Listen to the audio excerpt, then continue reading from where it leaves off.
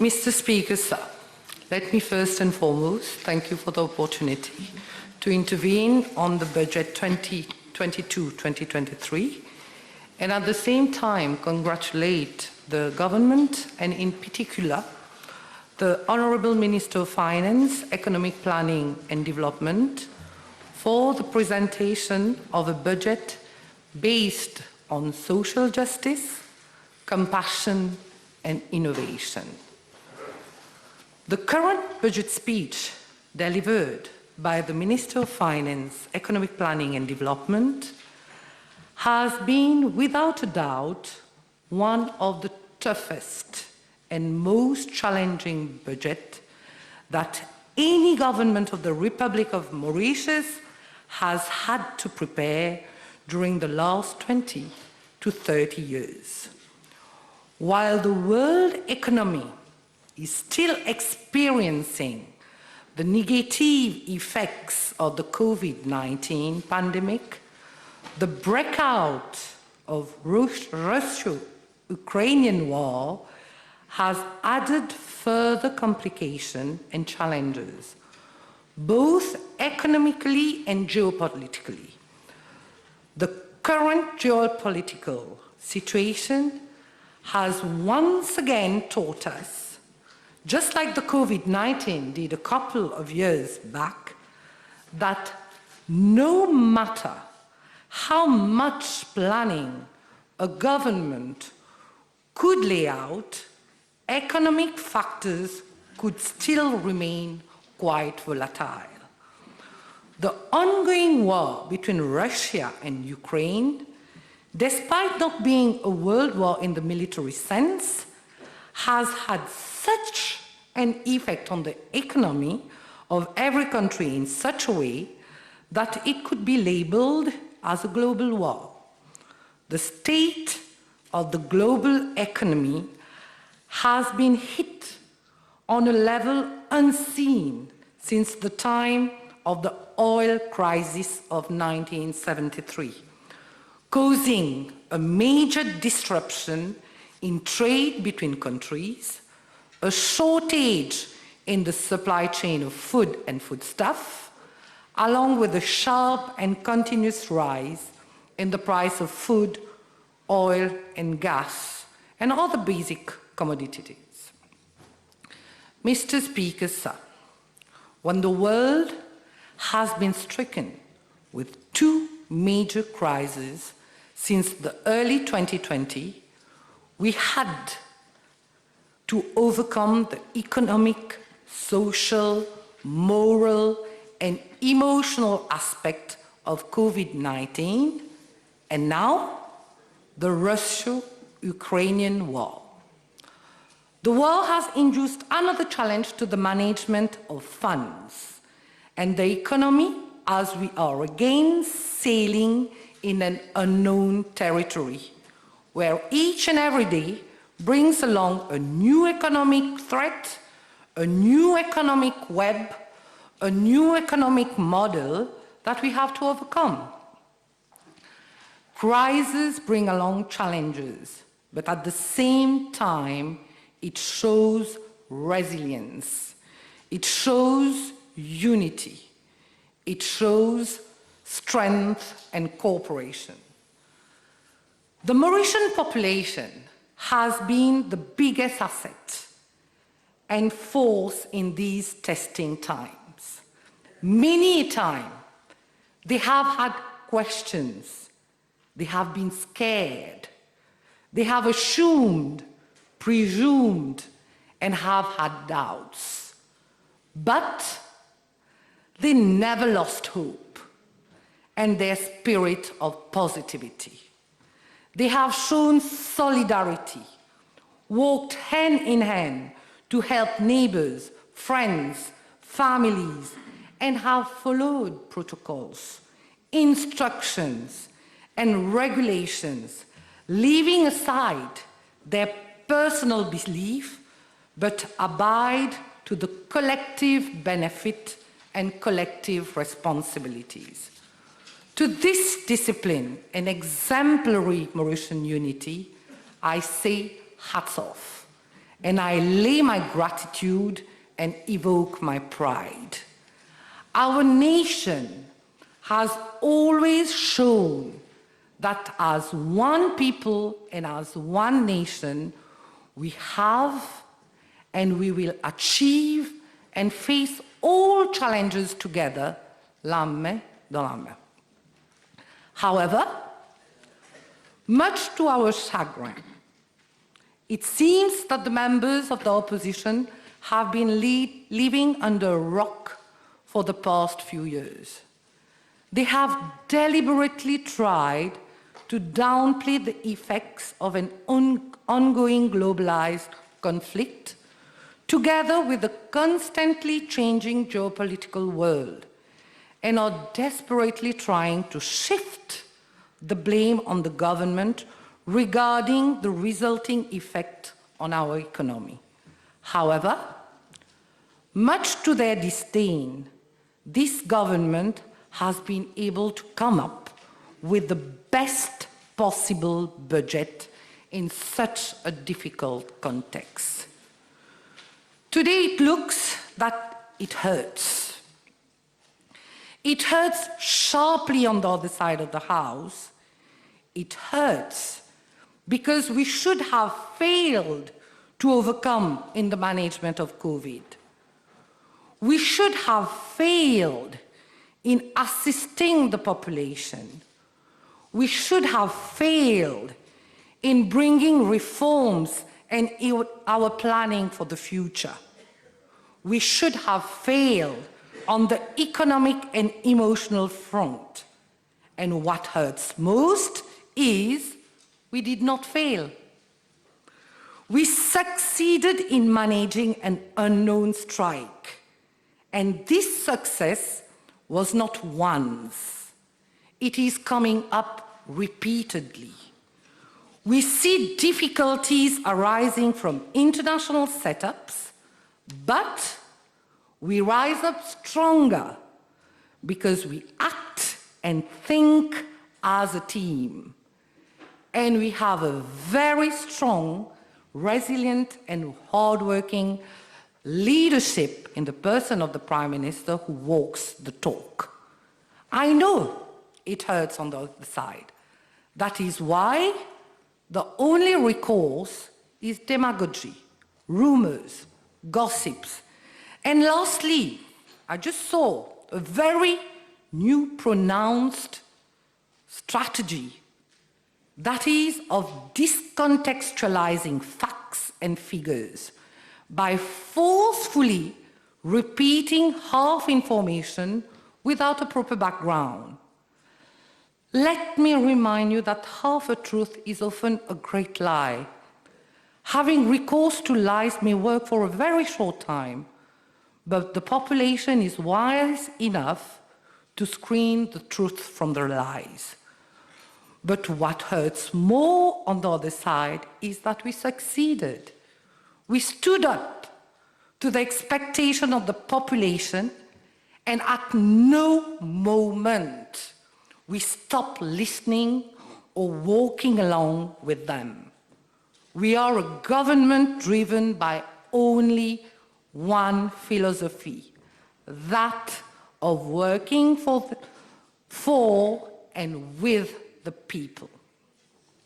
Mr. Speaker, sir, I would now refer to the speech made by the second elected member of constituency number 6, unfortunately he is not here, Grand-B Poutre d'Or.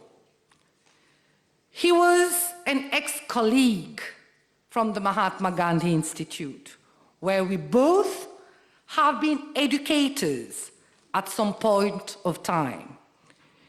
It is one experience that I am sure we both would cherish all throughout our lives, as there is a very strong belief that states, once an educator, always an educator.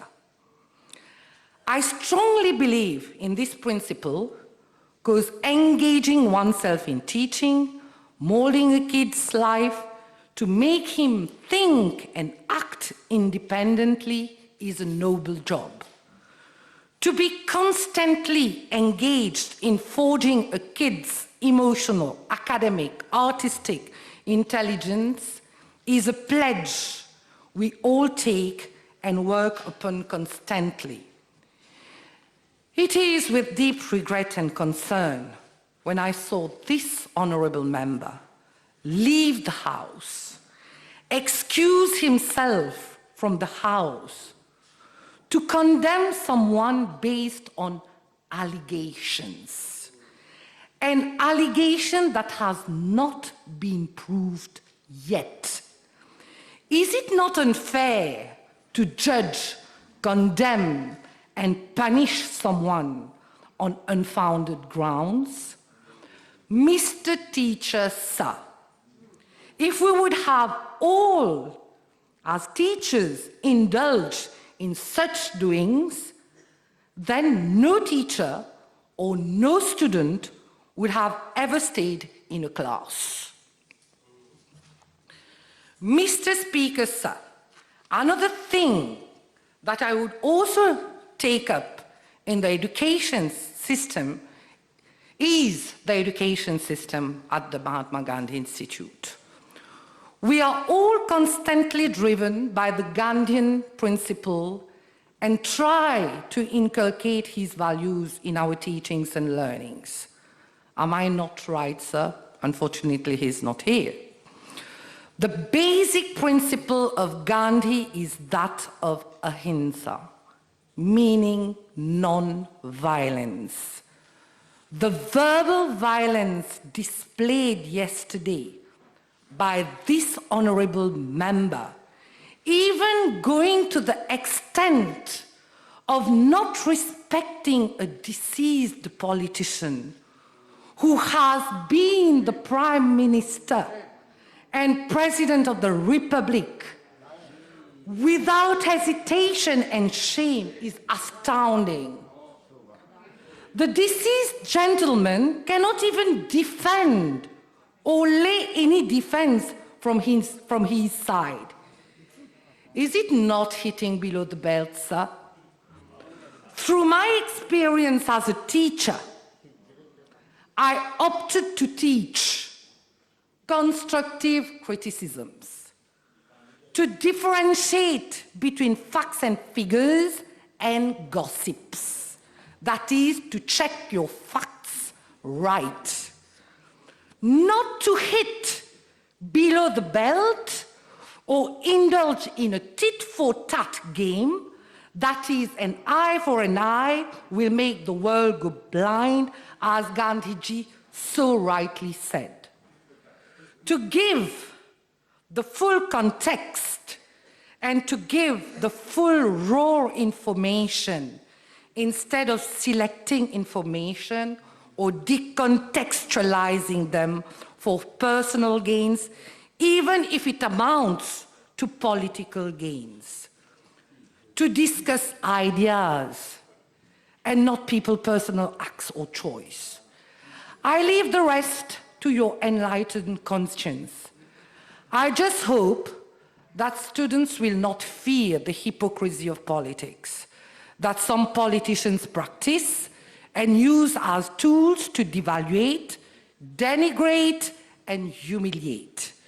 I will end this part on the quote of Ralph Waldo Emerson, who so rightly said, "People are very inclined to set moral standards for others."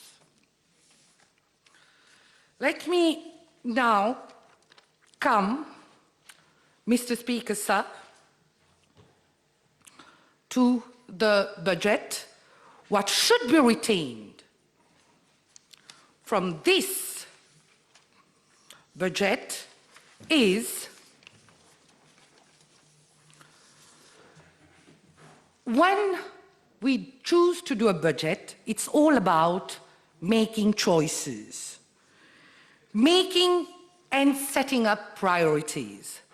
The government chose to invest in people. It chose to put the population as its core and prime focus. For this, I commend the Prime Minister and the Minister of Finance. We have never foregone our pledge and objective following our election. That is, to stand by and with the population. Times of crisis are very difficult to live, but it helps to unveil the truth, the dedication and the perseverance. It shows that our mission has remained unflinched, and our vision to bring along modernity and a full dose of creativity in doing things remain as the foundation of our actions and thoughts. My speech today is a simple and short one, addressed directly to Mauritian families, to the working class, the youth, and those seeking to be proactive within a dynamic and a competitive setup. Mr. Speaker, sir, what should be retained from the content of this budget entitled "With the People, for the People"? What are the measures taken to ensure the realization of the vision of this government in the short, medium and long term?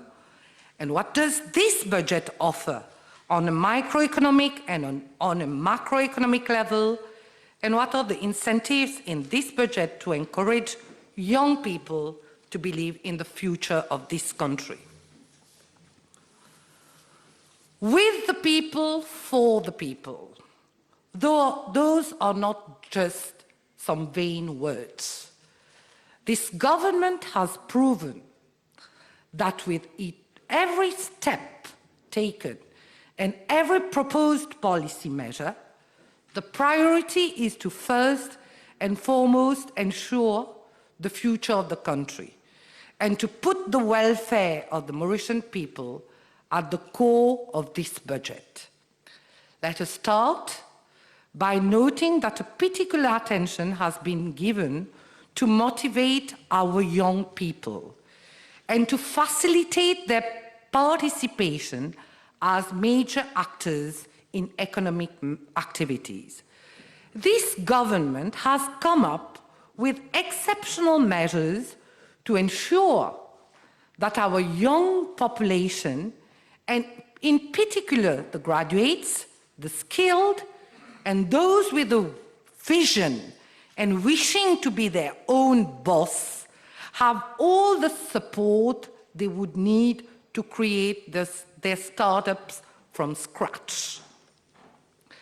This is a budget that emphasizes on innovation and entrepreneurship, while giving the opportunity to young people and all those who wish to take risks and innovate to participate economically in food security program by helping them invest in the agro-industry sector. It is true that the same budget states that the government will offer 8,353 jobs in the public sector to absorb skilled and unskilled workers, graduates and postgraduates. At the same time, this budget enables the younger generation to think about entrepreneurship, becoming their own boss and using their knowledge, skills and attitude to sail in the world of innovation, creativity, and using new technologies to invest in our core sectors such as agriculture, manufacturing, construction, ICT, events and arts management, creative and entertainment industry, and the financial sector. Mr. Speaker, sir, in line with this, let me highlight some of the measures taken in this budget regarding small and medium agro-industrial entrepreneurship. For too long, the agricultural and farming sector has unfortunately been relegated to the rank of a non-glamorous industry, unworthy of being undertaken by the highly educated or academically qualified workforce. This budget provides incentives to each and everyone to explore the agricultural industries and fisheries sector. Let me go directly on how can someone practically undertake this challenge. A university graduate, be it from the law and management faculty, the science faculty, the economics and accounting departments, the arts faculty, and the engineering and agricultural faculty, can make a cluster of professionals. They will easily be able to register a company or a cooperative, all of which have been made easier by the various ease of doing business incentives in the budget. They shall obtain the appropriate support and mentoring from institutions like the EDB, SME Mauritius, FARE, Mauritius Research and Innovation Institute, Ministry of Agriculture or Fisheries, the National Cooperative College, the Ministry of Industrial Development, SMEs and Cooperatives. Lenscope, Mauritius, and Rosebel Sugar State are institutions accredited for agricultural land lease. And financial institutions such as the DBM offer funding, grant subsidies, and other financial incentives.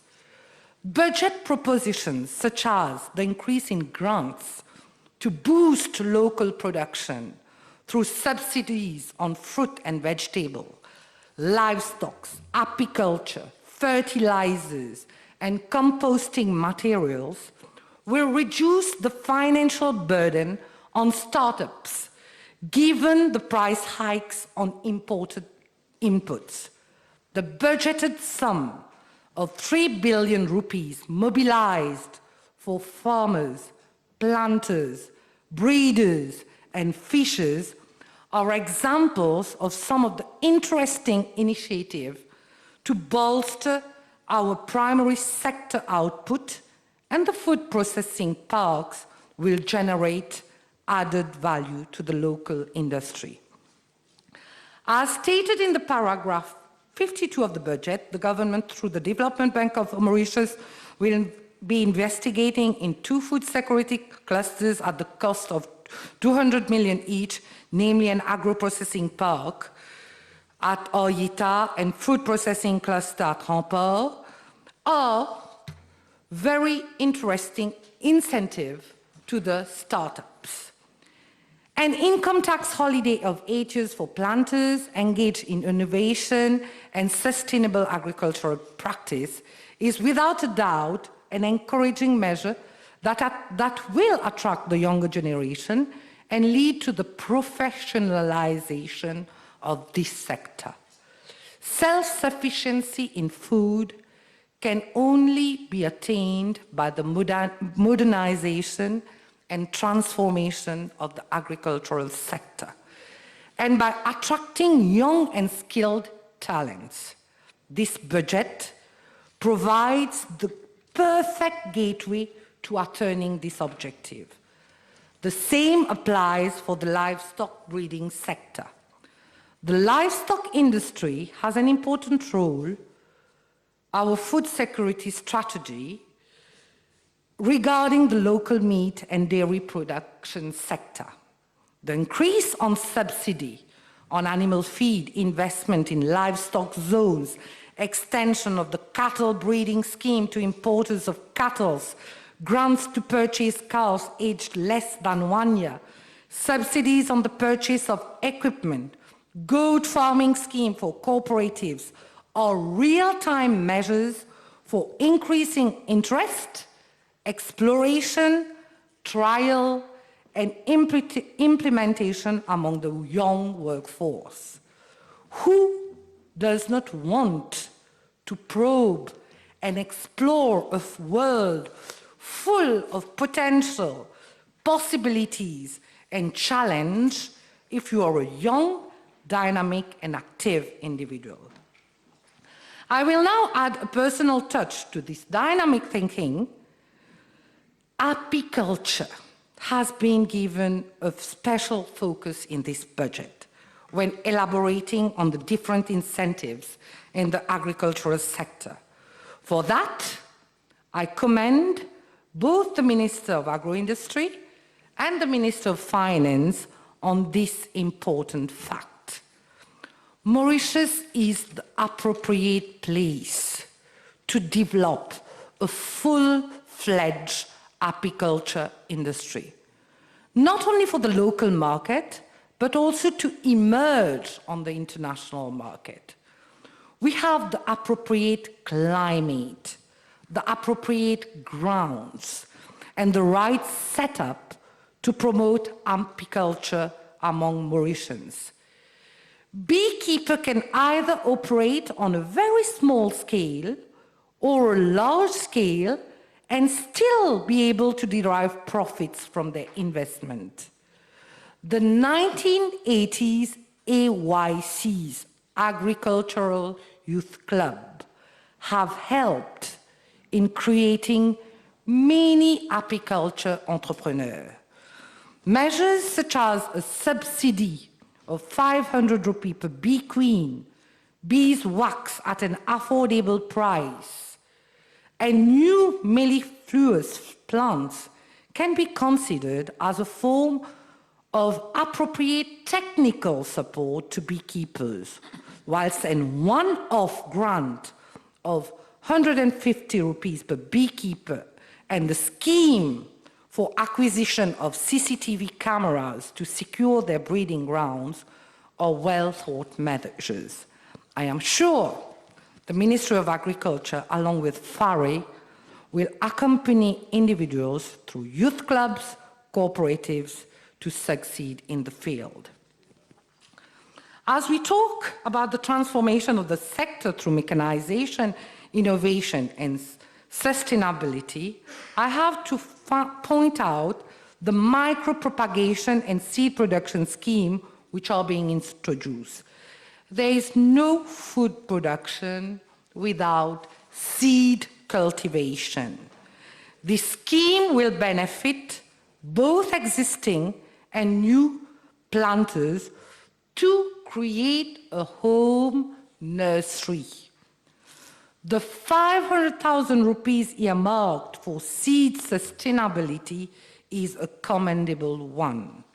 Incentives on fertilizers, biofertilizers, and composts are also important component in sustaining crop cultivation and initial investment and motivation to engage in agricultural fields. It has been found that almost all startups registered within the sector also opt to be part of a cooperative. The budget promotes the formation and the sustainability of cooperatives by giving various incentives.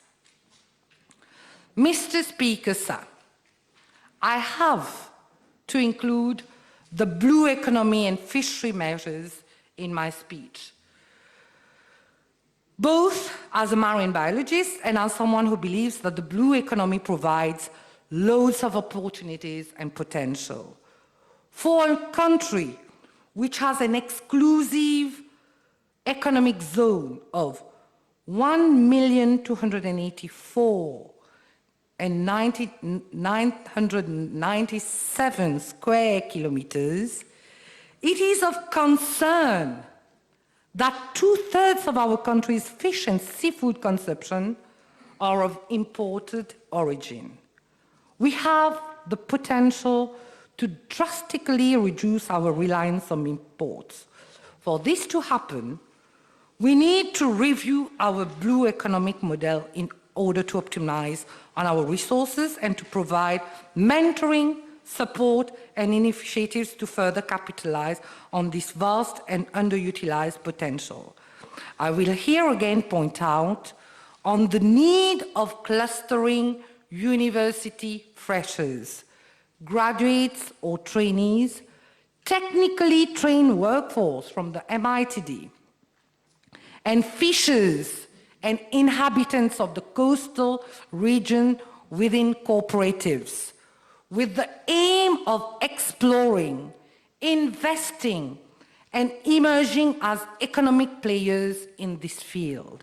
For this to happen, we shall need a full-fledged mentoring program with the EDB, the Ministry of Agro-Industry and Blue Economy, the Maritime Trainee Academy, the private partners, as well as international expertise.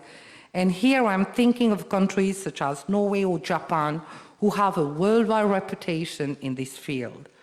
Those startups to which I'm referring will need our continuous monitoring and support, right from the conception of their business plan. However, I shall make an appeal to the young generations to probe the possibilities and to engage themselves in this measured, risk-taking endeavor. This budget provides the following well-devised incentives. I shall refer to paragraph 83, where the ministry intends to make 6 barachois available for the production of crabs. 4 sites have also been allocated for off-lagoon aquaculture. Paragraph 84 also mentions that a new concession framework will be introduced in the maritime zones to allow for in-lagoon pearl, oyster, and algae culture. The additional hatchery at Albion Fisheries and Research Center to increase the production of fingerlings will also be beneficial to the startups.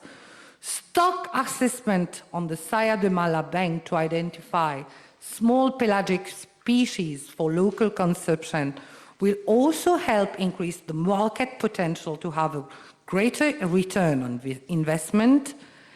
And above all, I welcome the grant given by the government for the acquisition of semi-industrial fishing vessels by registered cooperatives to a threshold of 6 million rupees, and the rest will be financed through loans by MoBank.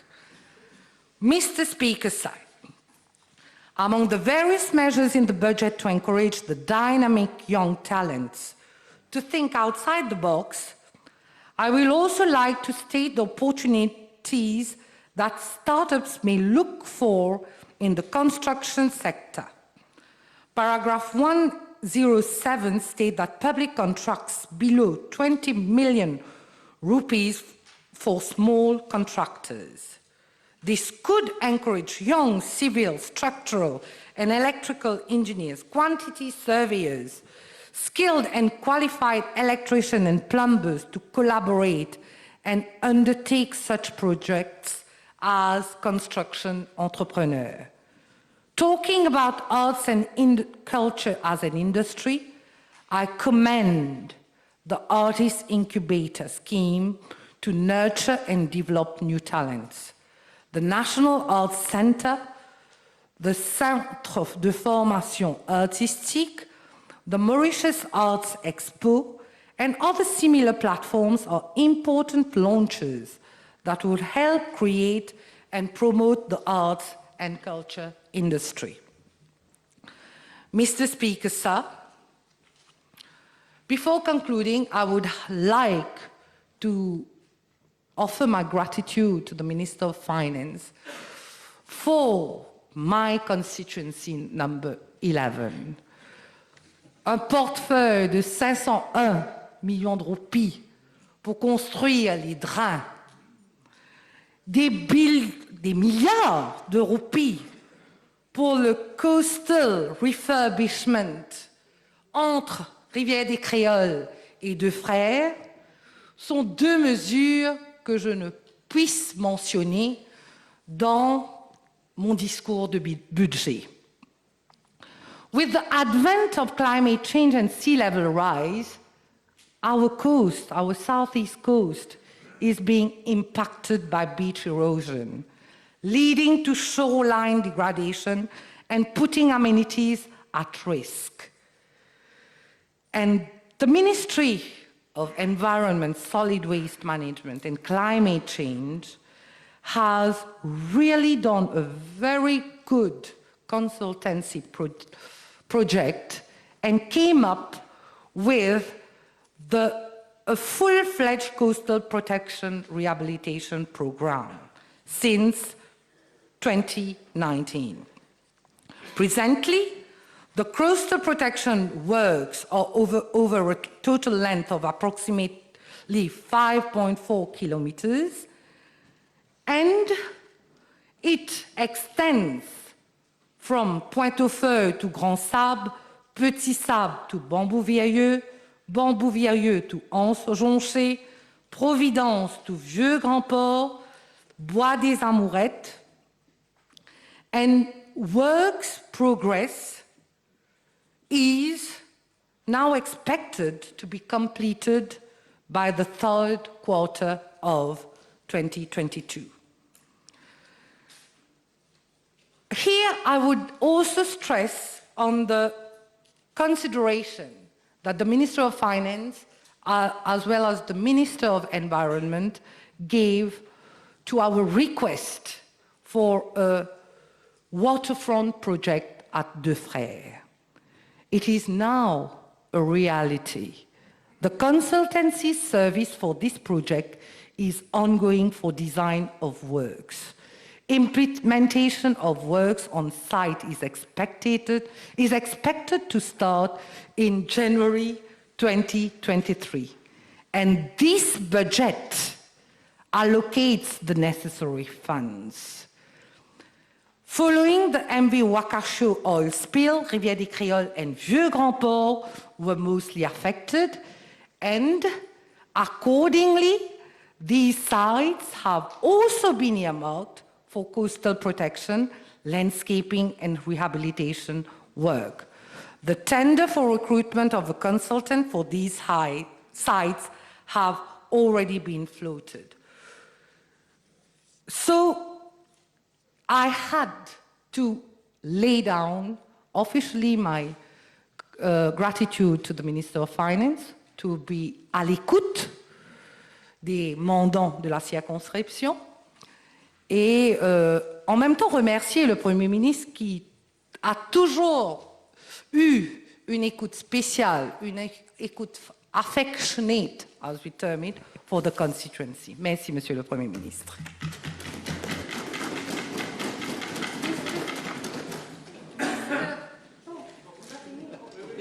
Conclure.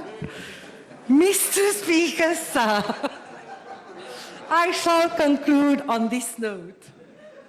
This budget is one that offers a whole lot of opportunities, mainly to the younger people and to those persons who believe innovation and risk-taking. The government has laid out the groundwork for the creation of those opportunities. The budget reflects the realities. We speak the truth and we believe in the truth. We are not building sandcastles, but we are laying the foundation of a future based on opportunities and are building on our strengths by investing in people and forging a unified force where each and every citizen becomes a partner in sharing and caring. This budget has rightly identified the policy change that Mauritians should engage in the coming years. Measures for reducing our carbon footprint, creating the right ecosystem to achieve greater food security independence, transitioning towards a greener economy with a deeper utilization of renewable energy will not only ignite growth opportunities for Mauritius, but also structurally repair the state of our public accounts. This government is also resolved to equip the country with the right regulatory policy regime to protect the most precarious segment of the population, but also encourage job creation, confirming mild or lower taxation at large. It demonstrates that this government is yet again favoring labor-driven activities instead of pure tax-subsidized, capital-intensive driven programs. I end my speech by again reiterating my belief that working hand in hand with the population will favor personal, economic, and social growth. Together, we will climb through difficulties. These are what defines this budget for the people, with the people. Thank you.